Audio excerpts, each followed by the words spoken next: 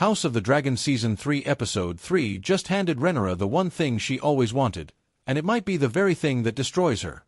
Because the moment this crown touched her head, someone she trusts most looked her in the eye and told her who she has to kill next.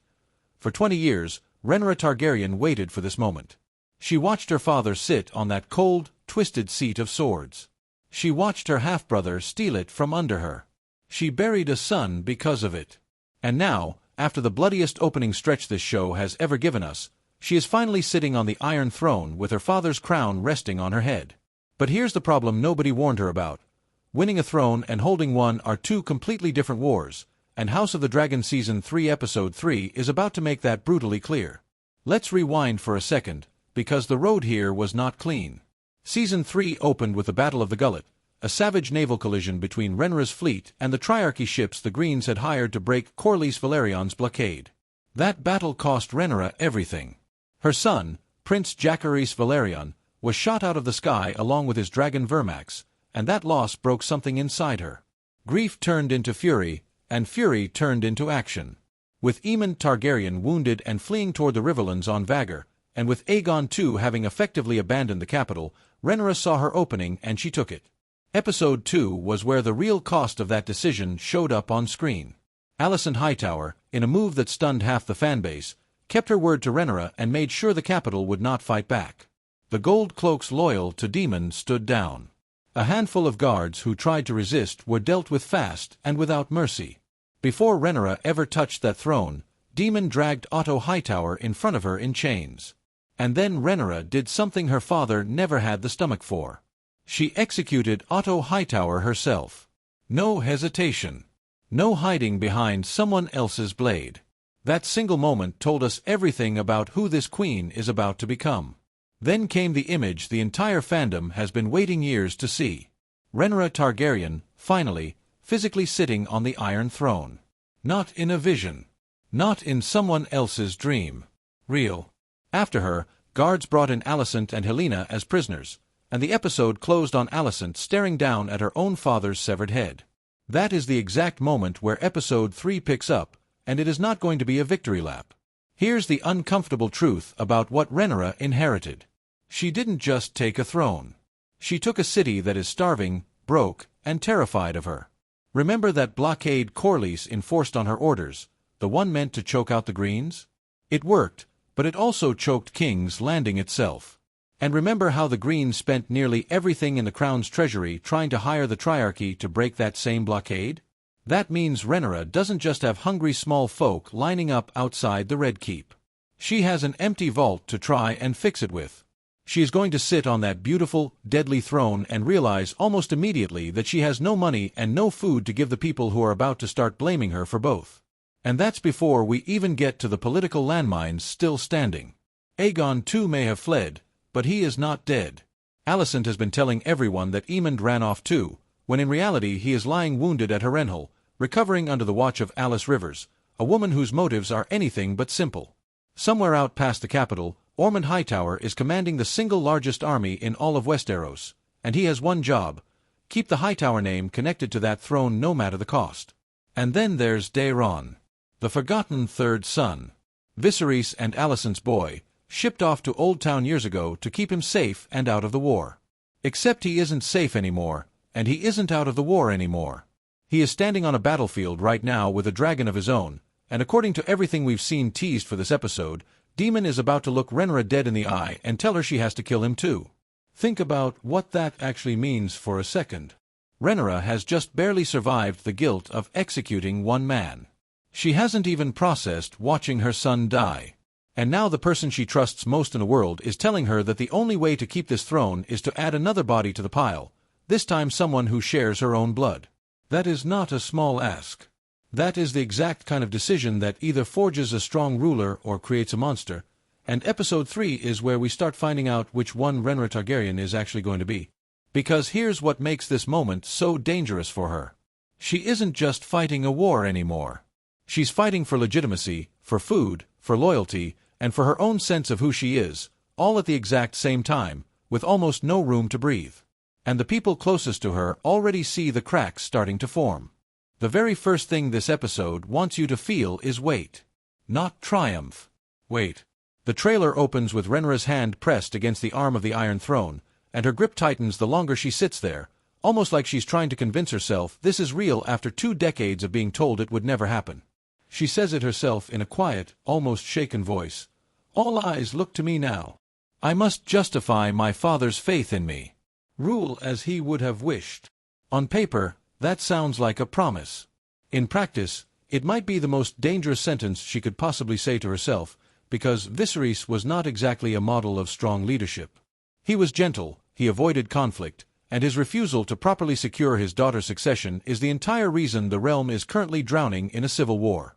If Rhaenyra genuinely tries to rule the way her father did, soft-handed and slow to act, she may not survive long enough to enjoy the throne she just bled for. And that tension is exactly what the episode seems built around.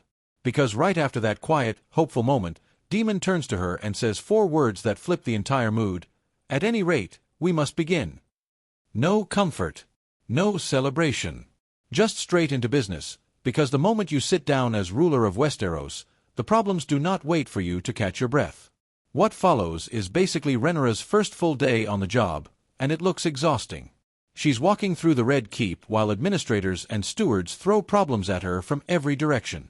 One tells her flatly that there is no one currently in control of daily operations.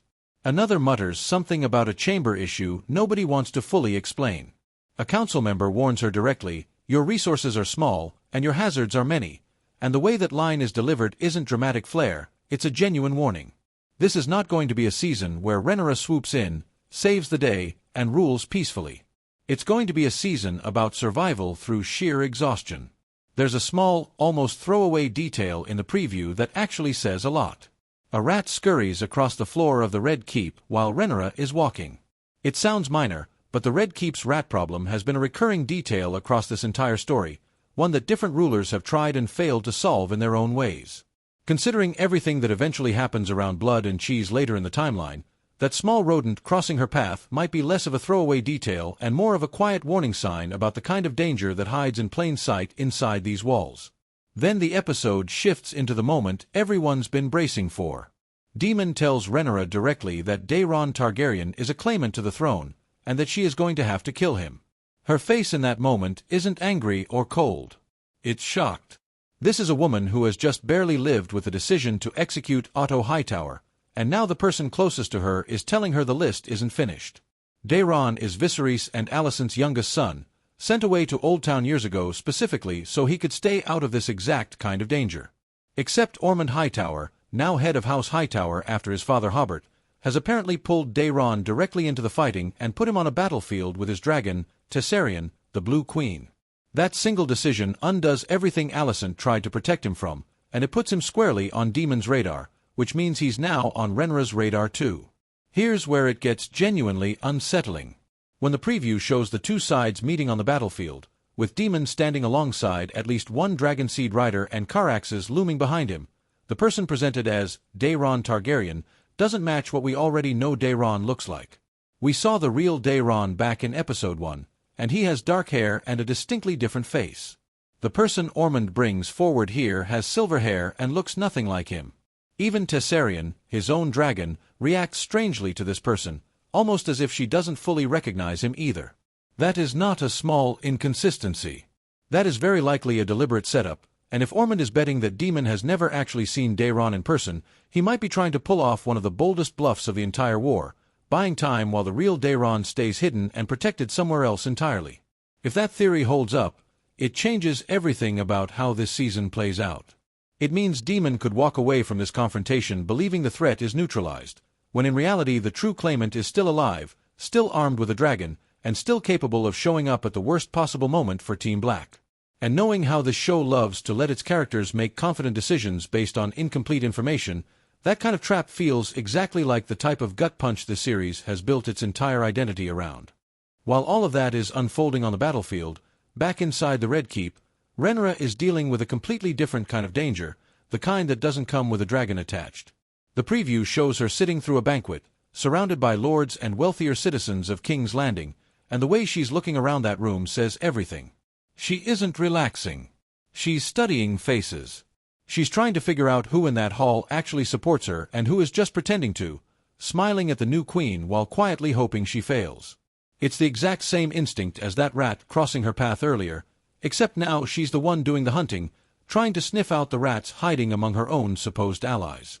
This is also where Alicent Hightower steps back into the story in a big way, and honestly, this might be one of the most loaded relationships left in the entire series.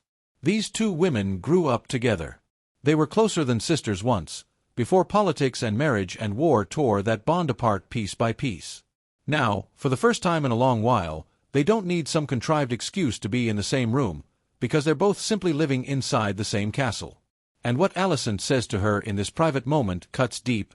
You may not rule and remain yourself. There is in you a door that must shut. That's not a threat.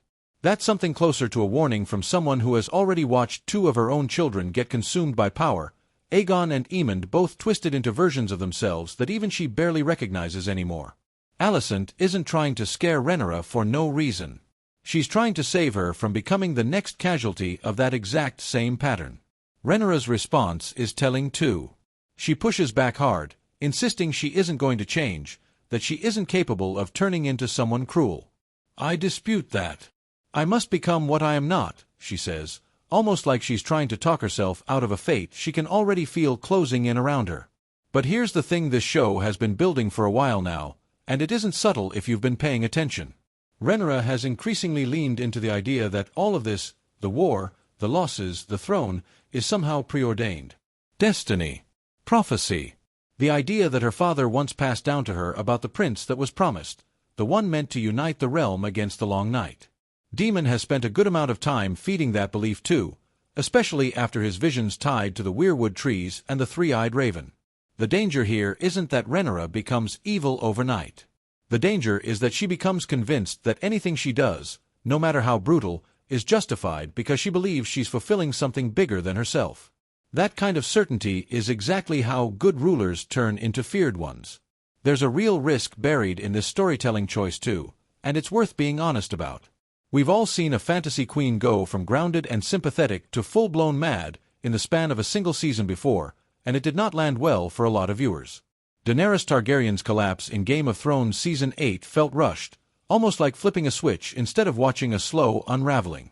For Rhaenyra's arc to actually hit the way it's clearly meant to, the writers need to earn every single step of her transformation instead of skipping straight to the ending.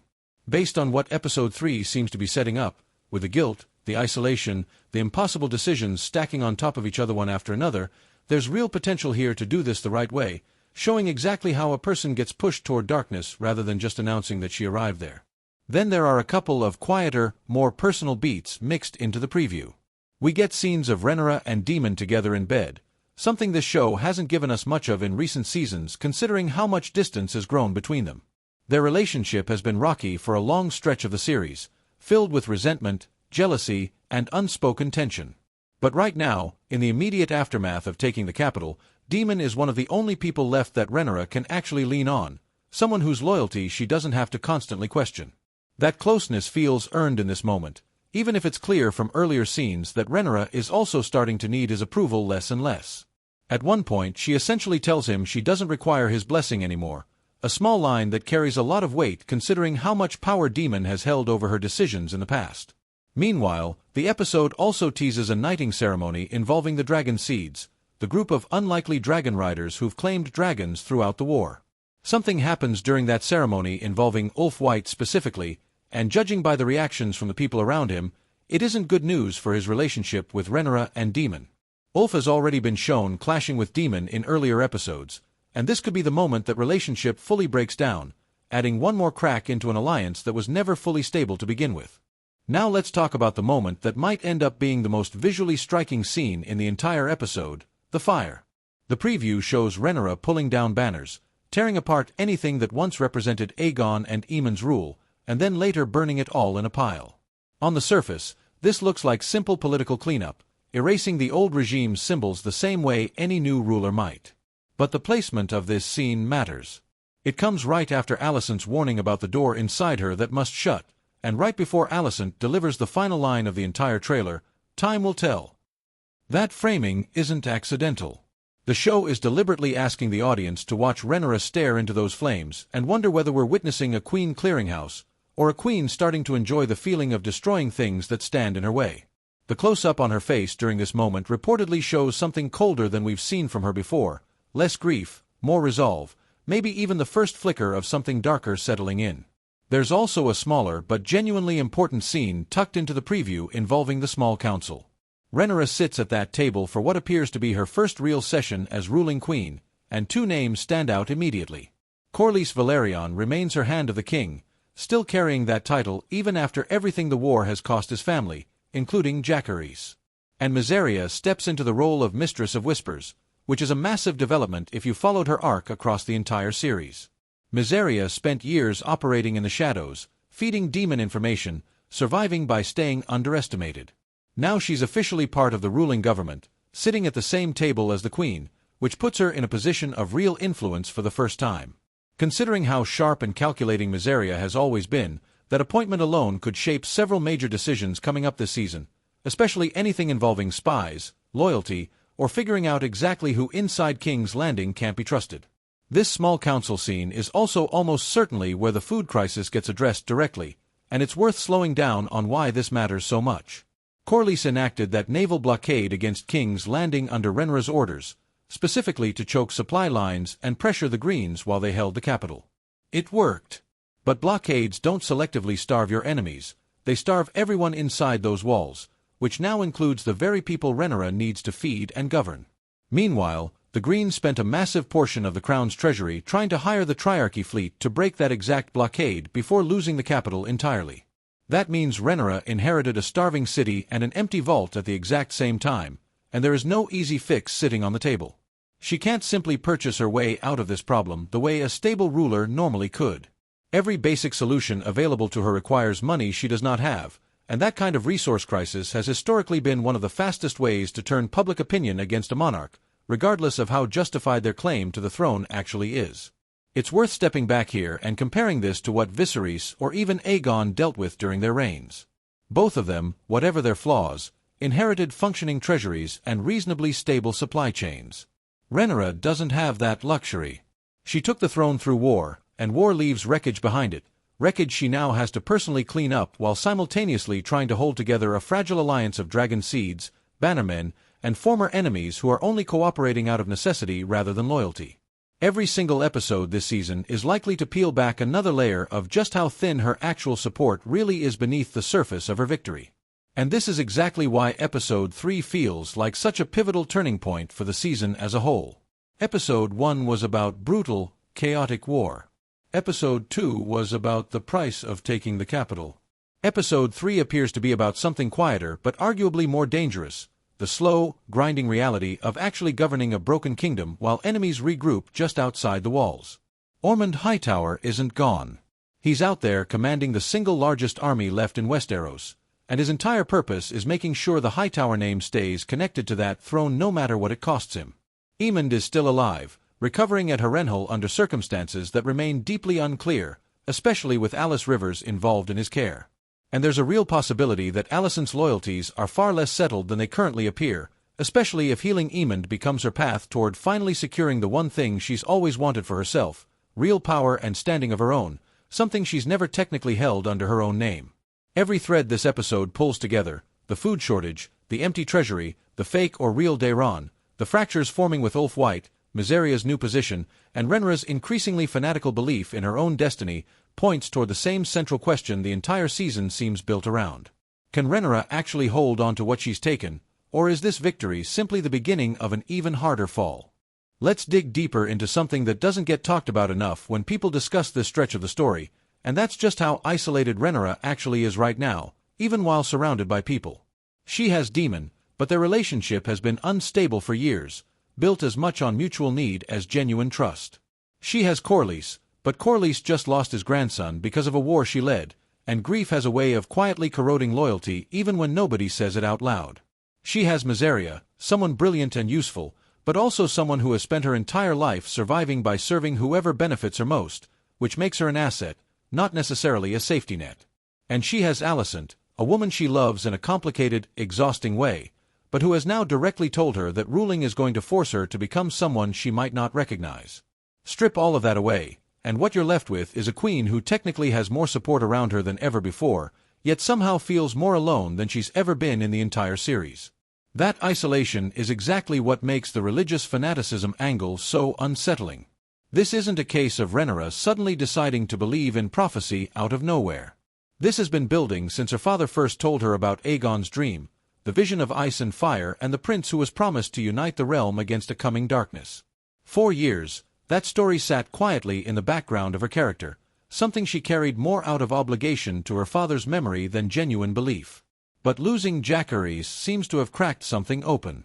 When you've sacrificed that much, when your own child is dead because of the choices you made chasing this throne, believing that all of it serves some greater destiny isn't just comforting, it becomes almost necessary for survival. It's a lot easier to carry unbearable grief if you can convince yourself it was always meant to happen this way. That's not weakness. That's a very human, very dangerous coping mechanism, and Daemon feeding into it with his own visions from the weirwood trees only makes the pull stronger. Here's where it gets genuinely tricky to predict. If Rhaenyra fully commits to this belief that she is fulfilling prophecy, it could make her more decisive, more willing to make hard calls without hesitation, exactly the kind of ruler Westeros currently needs to survive an ongoing civil war. But that same certainty is also precisely how tyrants get made. History, both real and fictional, is full of leaders who did terrible things while genuinely believing they were serving something righteous and unavoidable. The scarier version of Rhaenyra isn't one who becomes cruel because she enjoys power. It's one who becomes cruel because she has convinced herself that cruelty is simply the cost of destiny, and that anyone who questions her methods is standing in the way of something bigger than themselves. Now let's talk about Daeron for a second, because this storyline deserves more attention than it's currently getting online. If the theory about a decoy holds up, and there's real visual evidence supporting it based on how differently this Daeron looks and how strangely Tessarion reacts to him, then Otto Hightower just pulled off a genuinely smart piece of political theater. Think about what he accomplishes if this bluff works. Daemon walks away from that confrontation believing the Hightower claimant has been dealt with, or at least neutralized as an immediate threat. That buys Otto time. It protects the real Daeron, keeping him hidden somewhere safer while a decoy absorbs the danger and the attention. And most importantly, it sets up a devastating reveal for later in the season, one where Team Black suddenly discovers that the threat they thought was handled is very much still alive, still commanding a dragon, and possibly angrier than ever about being used as a target in his brother's game. If that's the direction this story is heading, it also raises a much bigger question about trust within Team Black itself. Daemon has been wrong before. He's made confident, aggressive calls throughout this entire war that didn't always pan out the way he expected, and Rhaenyra has occasionally had to clean up the fallout from his overconfidence.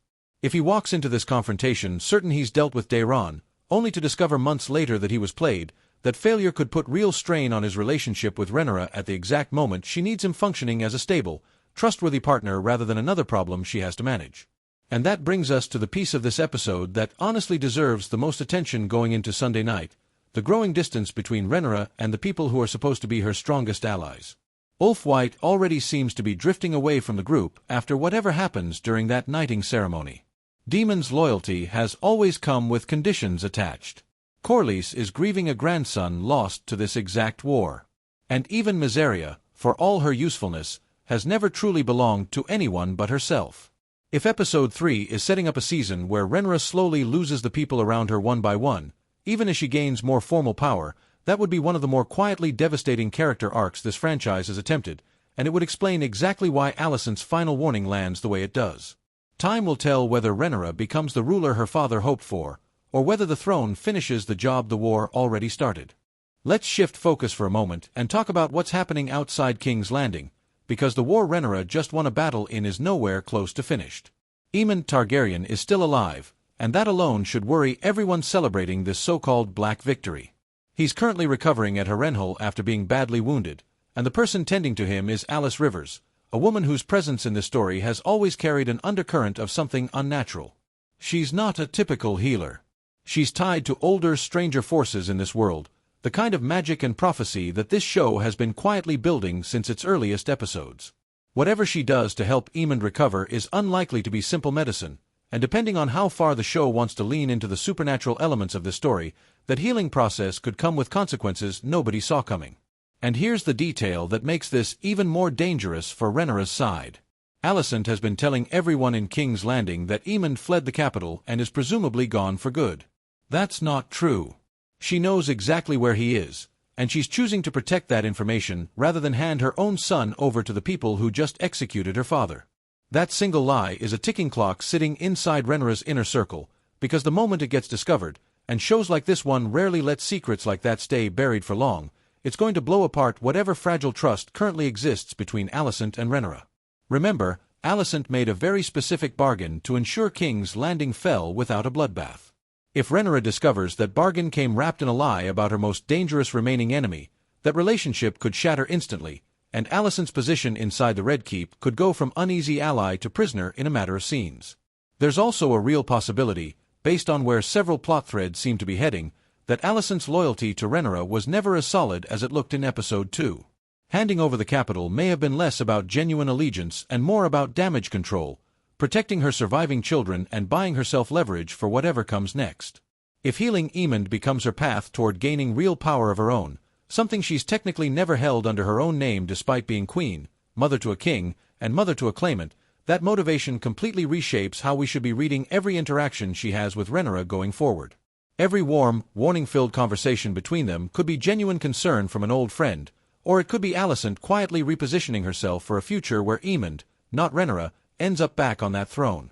Now let's talk about the Dragonseeds, because this group has quietly become one of the most unpredictable elements of the entire war. Rhaenyra's decision to bond with Sheepstealer during the season premiere already pushed this story off the path laid out in the source material, which means longtime readers of Fire and Blood are now watching this unfold with almost as much uncertainty as everyone else. That change matters because it shifts the balance of dragon power in ways the books never accounted for, and it puts more unclaimed or newly claimed dragons into play at a moment when every single one of them could tip the war in a completely different direction.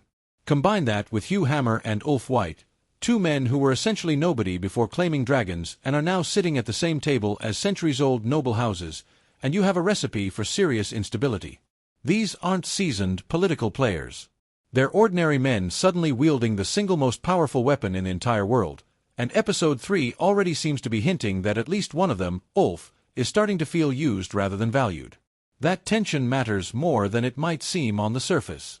Dragons are loyalty-dependent. A rider who feels disrespected or discarded doesn't just quietly walk away in this universe. They take one of the most devastating weapons in Westeros with them when they go. If Ulf White's relationship with Daemon and Rhaenyra continues deteriorating the way Episode 3 seems to be teasing, that's not a minor subplot. That's a potential defection that could hand the Greens or some entirely new faction a dragon they desperately need, at the exact moment Rhaenyra can least afford to lose one. And that's really the through line connecting everything happening in this episode. Every single storyline, the food shortage, the empty treasury, Daeron's possible decoy, Daemon's hidden recovery, Alicent's uncertain loyalty, and the cracks forming among the Dragonseeds, points toward the same uncomfortable truth. Rhaenyra didn't win this war by taking King's Landing. She simply changed the shape of it. The threats haven't disappeared, they've scattered, gone quiet, and started regrouping in ways that are much harder to track than a straightforward battlefield confrontation. That's arguably more dangerous for her than the naval war she just survived, because at least on a battlefield, you know exactly where your enemy is standing. Now let's talk about something that ties directly into how this episode is likely to be structured, based on everything the season has done so far and everything the preview material strongly suggests. House of the Dragon has built its identity around slow-burn political tension punctuated by sudden, brutal violence, and Episode 3 looks like it's going to lean heavily into the slow-burn side of that formula before detonating something big, most likely somewhere in the back half of the episode. That structure matters because it tells you what kind of viewing experience to expect. This isn't shaping up to be a battle episode. It's shaping up to be a pressure cooker episode, one where every scene quietly raises the stakes until something finally breaks. Think about the pacing of what we've already covered. The episode opens with Rhaenyra sitting on the throne, followed almost immediately by administrative chaos, food shortages, an empty treasury, and endless petitions from people she has no immediate way to help. Then it shifts into the Daeron confrontation, a scene dripping with tension specifically because nobody, including Daemon, seems fully certain what they're actually looking at. Then it pulls back into quieter, more intimate scenes, Alicent's warning, the moment in bed with Daemon, the banquet where Rhaenyra studies the room for hidden enemies. And then it builds toward that fire, Rhaenyra burning the remnants of the Green regime while Alicent watches with something between concern and resignation. That's not random editing. That's a deliberate emotional arc, moving from public triumph, to private uncertainty, to quiet menace, and finally to something that looks a lot like the first real crack in Rhaenyra's composure. If this show follows the pattern it's used before, and it usually does, that final image of fire isn't just symbolic cleanup. It's foreshadowing. Burning banners today has a way of turning into burning people later in this franchise, and considering how directly Daemon is already pushing her toward killing Daeron, it wouldn't be surprising if this episode ends with Rhaenyra making a decision that pulls her one step closer to becoming exactly the kind of ruler Alicent just warned her about becoming. There's also something worth mentioning about how this season is choosing to portray power itself, because it's noticeably different from how earlier seasons handled it. Viserys ruled from a position of inherited stability, dealing mostly with succession politics and family tension rather than active warfare. Aegon too ruled briefly and chaotically, clearly overwhelmed by a role he never wanted and wasn't equipped to handle. Rhaenyra is being shown ruling from a position of active crisis, taking a throne in the middle of a war rather than inheriting it during peacetime, and that distinction changes everything about how her reign is likely to unfold. She doesn't get the luxury of easing into leadership.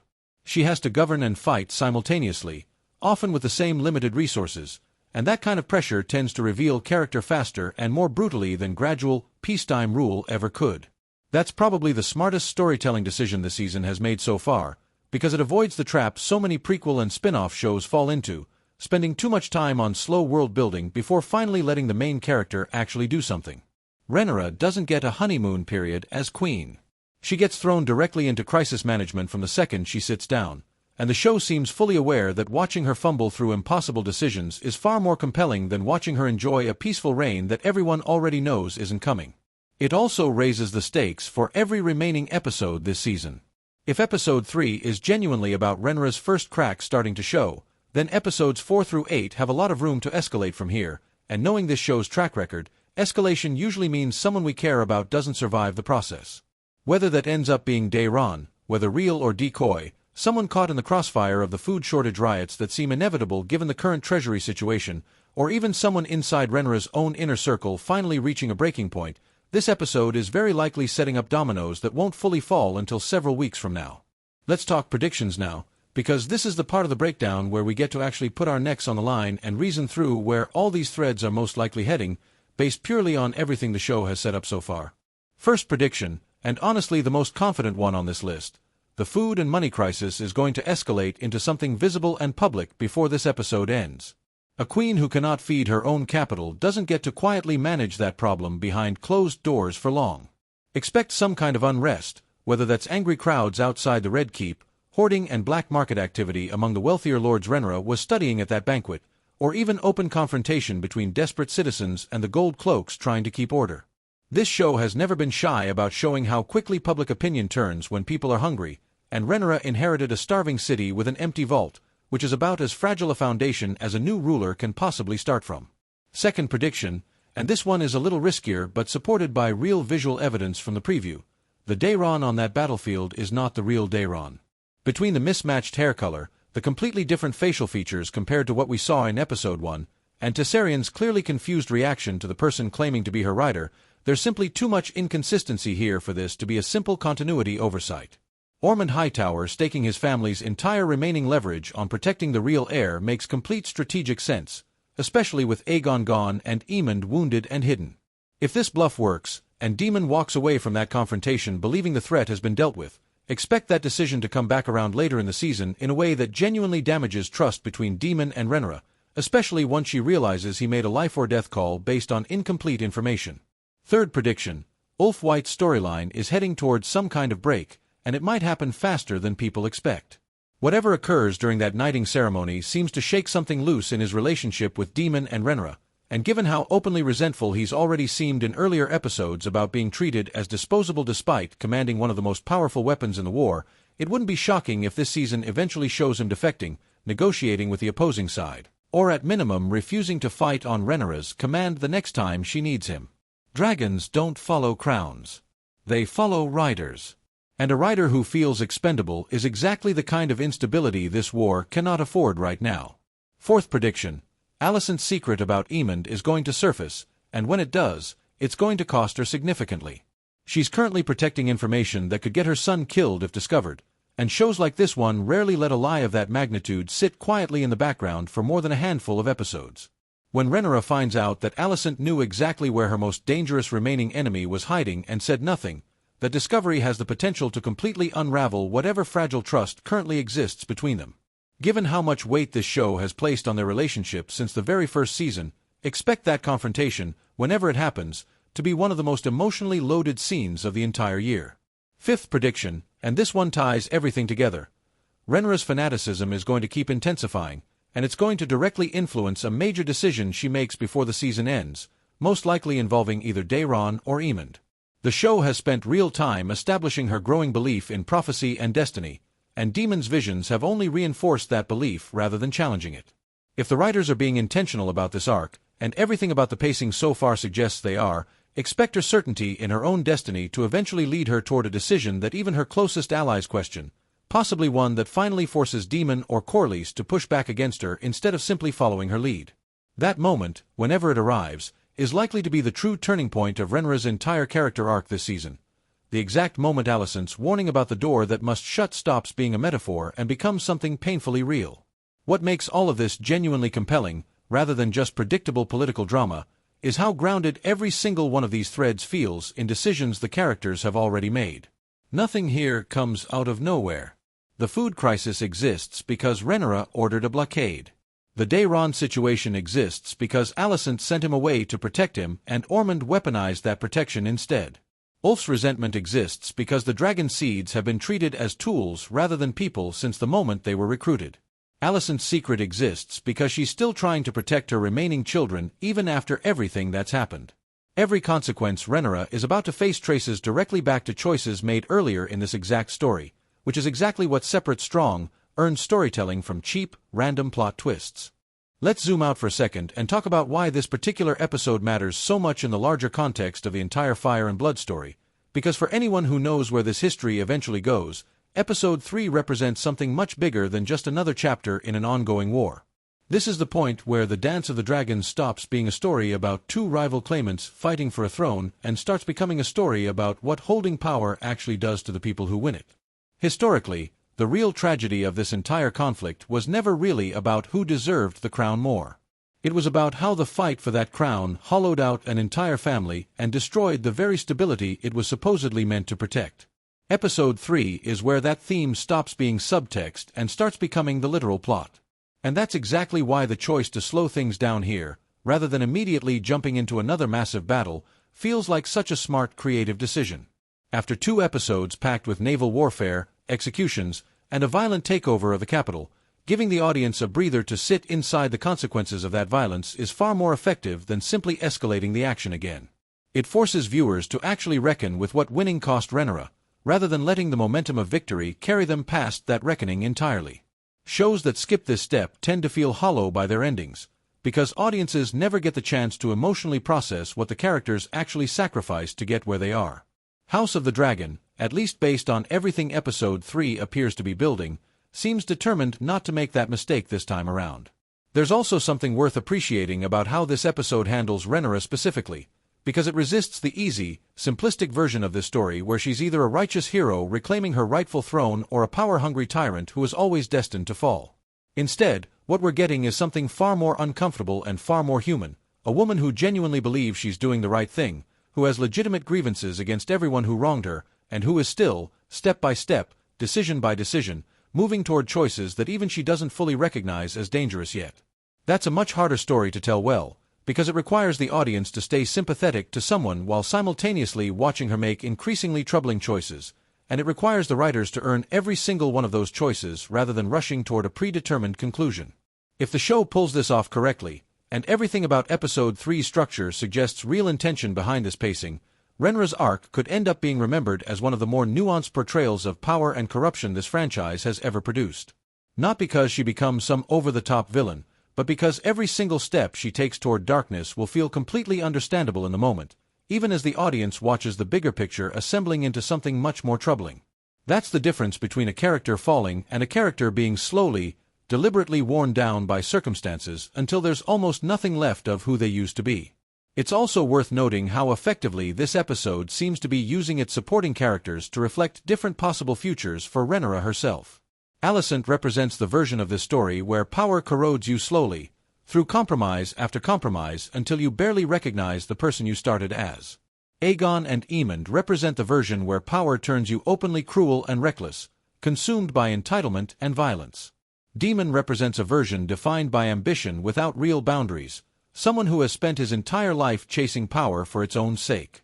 And Rhaenyra, sitting right in the middle of all of them, gets to choose, at least theoretically, which version of that pattern she ends up closest to.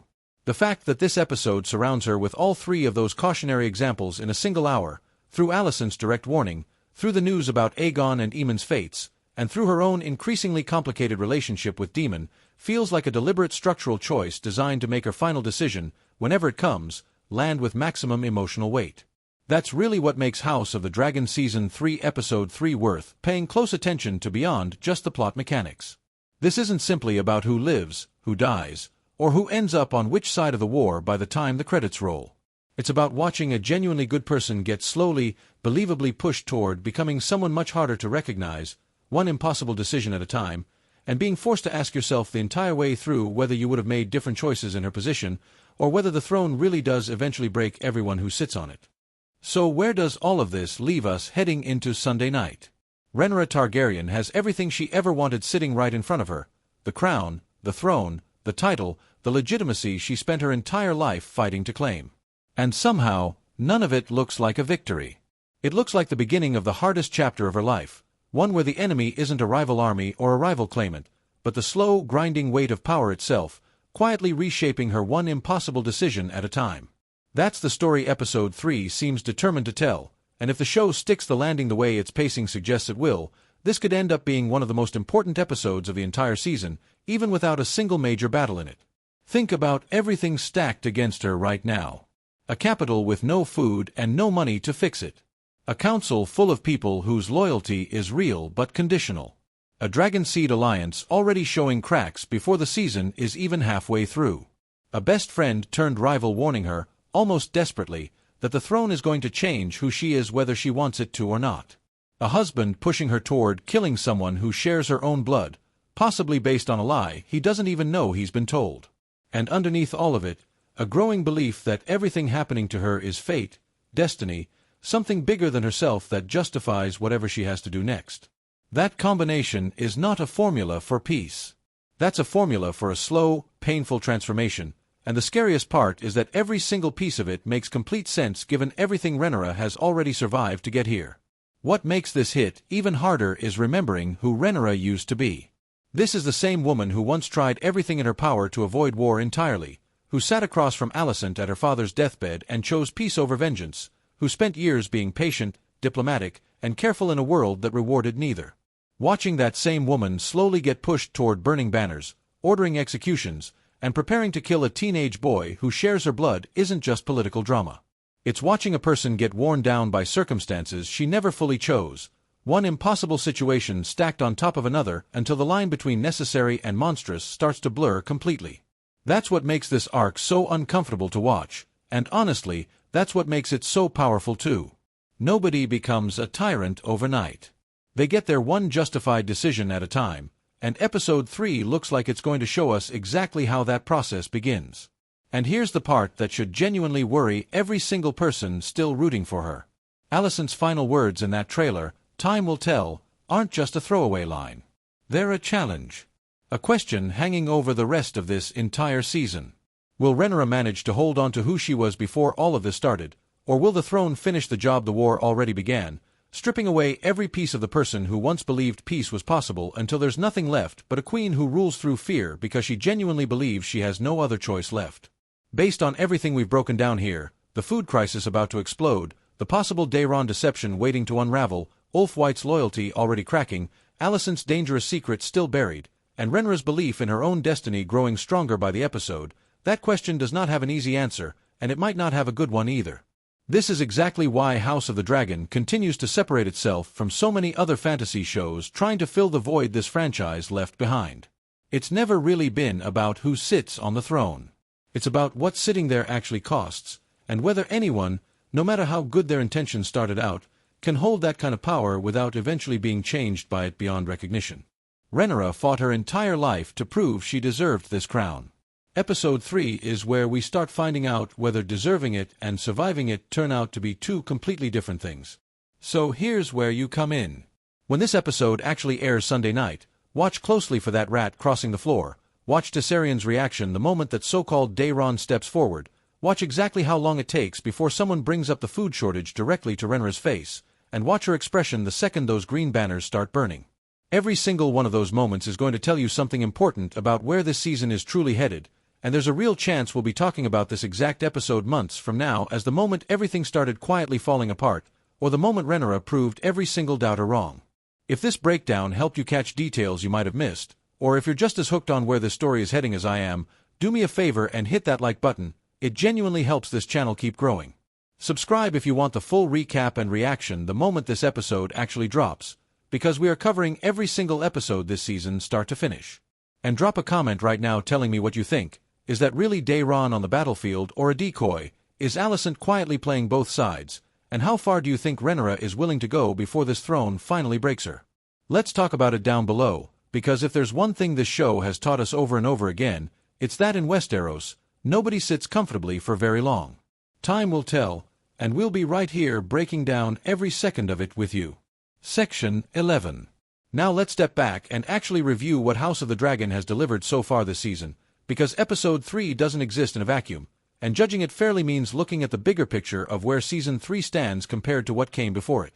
After the mixed reception Season 2 got, with plenty of fans feeling like the pacing dragged and certain storylines felt stretched thin across too many episodes, this season needed to come out swinging, and so far, it genuinely has. Episode 2 reportedly became the highest-rated episode in the show's entire history, which says a lot about how effectively this season has course-corrected. The writing feels tighter, the character motivations feel clearer, and the show finally seems confident about which storylines actually matter instead of splitting attention evenly across every single subplot in Westeros.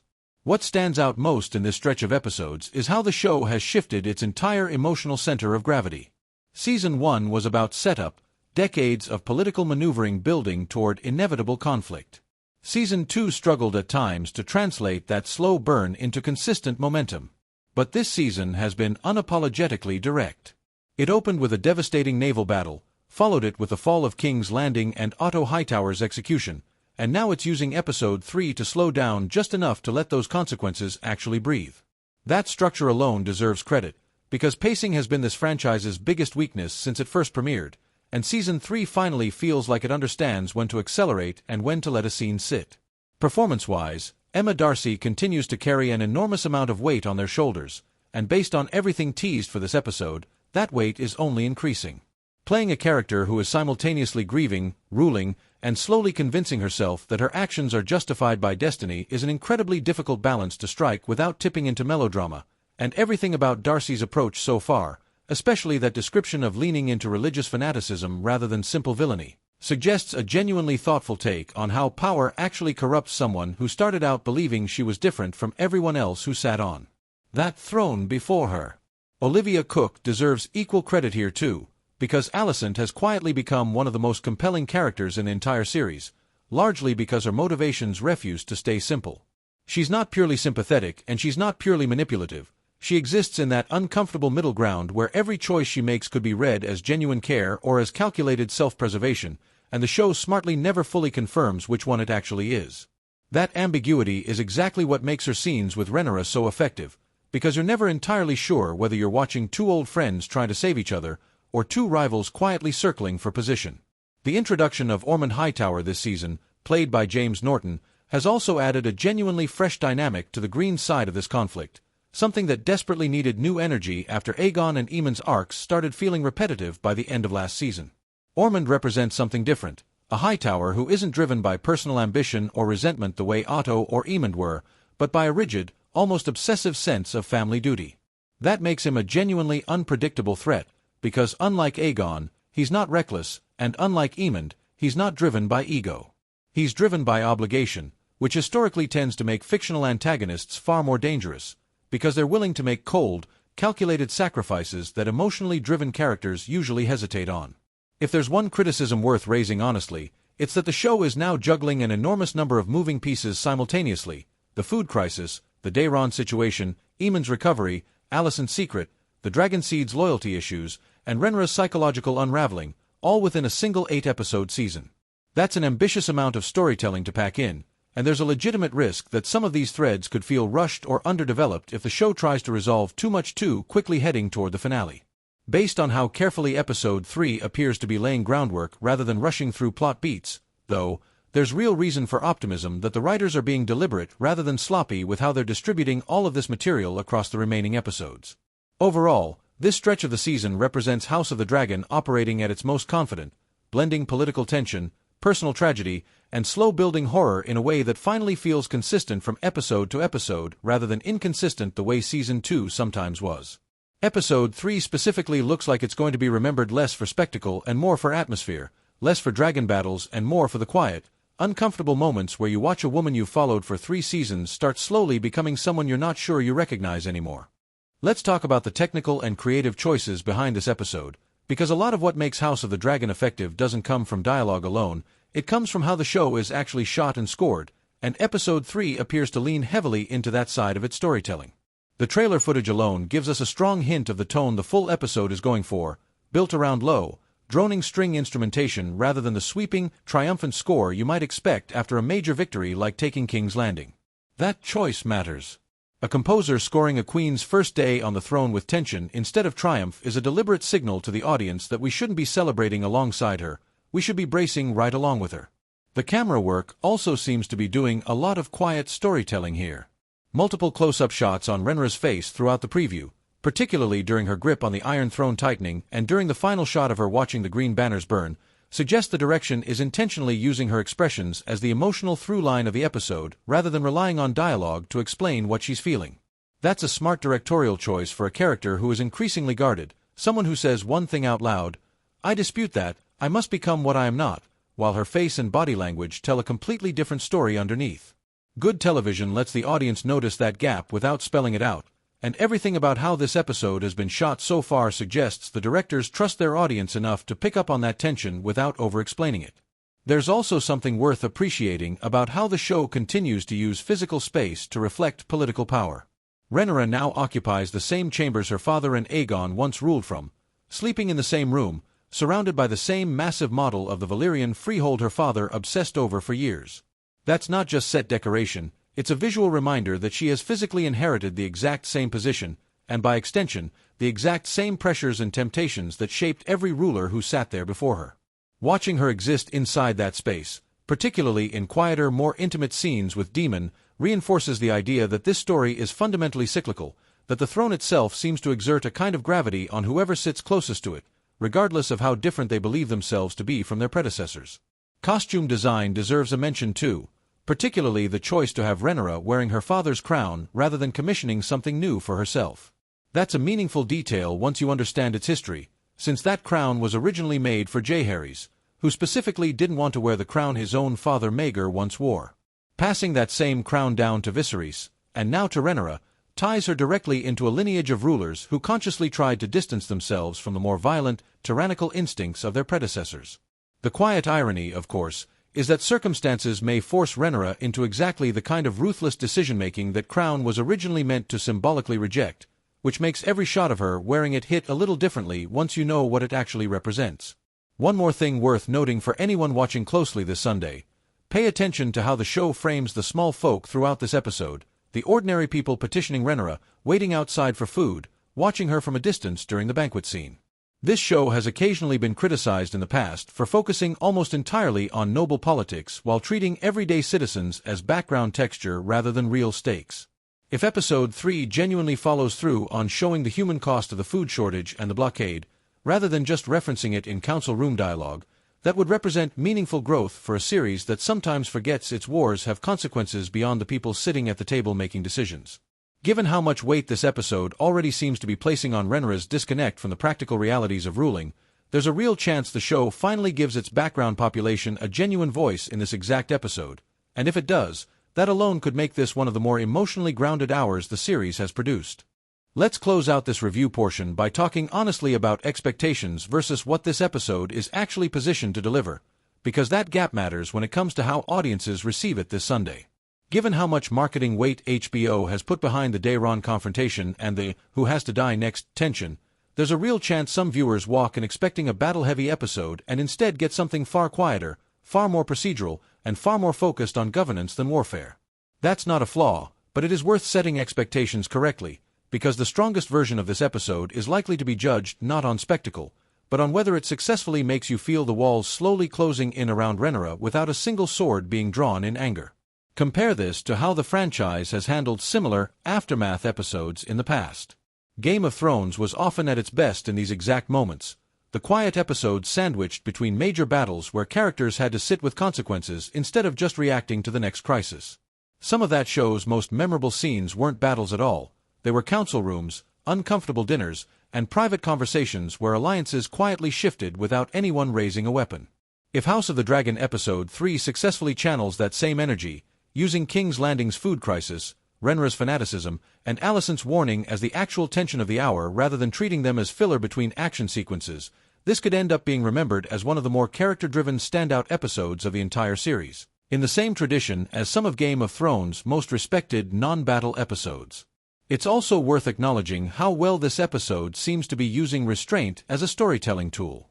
Notice how much of what we've broken down across this entire video relies on small, almost throwaway details: a rat crossing the floor, a dragon's confused reaction, a crown with layered symbolic history, a small council appointment that quietly reshapes the balance of power. A weaker show would spell all of this out explicitly through dialogue. This one trusts its audience to notice, connect, and interpret, which is exactly the kind of confident storytelling that separates prestige television from something more surface level. Whether that restraint pays off in the final cut remains to be seen, but everything in the preview material suggests a creative team that knows exactly what story they're telling and isn't rushing to over-explain it. If there's a fair concern going into this episode, it's whether the show can juggle this many quiet character threads without losing narrative momentum for viewers who came into this franchise primarily for large-scale dragon warfare. Episode 3 is clearly not built to satisfy that audience the way episodes 1 and 2 did. But for viewers who have stuck with this show specifically because of its political complexity, its willingness to sit inside moral gray areas, and its interest in how power reshapes people rather than just how it's won or lost, this episode looks like it could be one of the most rewarding hours of the season, precisely because it refuses to rush. Taking everything into account, from the trailer's tone and pacing, to the character work being set up, to the sheer number of consequential storylines converging in a single episode, House of the Dragon Season 3 Episode 3 has the ingredients to be a genuinely important turning point for the season, not because of what happens on a battlefield, but because of what happens inside a throne room, a bedchamber, and a burning pile of banners. Whether the final execution lives up to that potential is something we'll only know once it actually airs, but based on everything currently available to break down, the foundation being laid here looks deliberate, patient, and genuinely promising for where this story goes next. Hey everyone! Thank you for spending this much time with me breaking down House of the Dragon Season 3 Episode 3. If you made it all the way through this video, that genuinely means a lot, because this episode gave us so much to unpack, and I wanted to make sure nothing got left out, from the smallest background details to the biggest theories about where the season is actually heading. What I love about covering this show with you all is that it's never just about watching dragons fight or waiting for the next big battle. It's about sitting with these characters through the hardest, messiest parts of ruling, losing, and surviving in a world that never gives anyone a clean win. Rhaenyra finally got the throne she spent her whole life fighting for, and instead of celebrating, we watched her immediately get buried under food shortages, empty treasuries, a possible fake claimant, and a best friend warning her that this crown is going to change who she is. That's the kind of storytelling that keeps me coming back to this franchise, and I know a lot of you feel exactly the same way. I want to be upfront about something too. A lot of this breakdown is built on trailer footage, official previews, and confirmed details from the show's creative team, combined with my own theories and predictions based on everything we've seen so far this season. Some of what I covered will turn out to be exactly right, and some of it will probably get proven wrong the moment the full episode actually airs, and honestly, that's part of the fun. I'd rather give you a thoughtful, detailed breakdown now and then come back and see how close we actually got, instead of waiting until after the episode drops to talk about any of this. If you're new here, welcome. This channel is fully dedicated to covering House of the Dragon episode by episode, trailer by trailer, all the way through the rest of this season and beyond. I break down every Easter egg, every callback to the books, every subtle character choice that might seem small in the moment but ends up mattering a few episodes later. If that's the kind of content you enjoy, seriously consider subscribing, because the full Episode 3 recap and reaction is coming right after it airs, and I don't want you to miss it. I also want to hear from you directly, because honestly, your theories in the comments are half the reason I love making these videos. Do you think that's really Daeron on the battlefield, or is Ormond running one of the boldest bluffs we've seen in this entire series? Do you think Alicent is genuinely trying to protect Rhaenyra, or do you think she's quietly playing every side to protect her own family? And most importantly, how far do you think Rhaenyra is willing to go before she finally becomes the version of herself that Alicent is so afraid of? Drop your predictions below. I read every single one, and I genuinely love seeing how differently everyone reads these same scenes. If this video helped you catch something you missed, or got you even more excited for Sunday night, do me a huge favor and hit that like button. It really does help this channel reach more people who love this show as much as we do, and it directly supports the amount of time and research that goes into making these breakdowns as detailed as possible. Thank you again for being here, for watching all the way through, and for being part of a community that actually cares about digging deep into the story instead of just watching it pass by. This war is far from over. Westeros is about to get a lot more dangerous, and I'll be right here breaking down every single moment of it with you, episode after episode, all season long.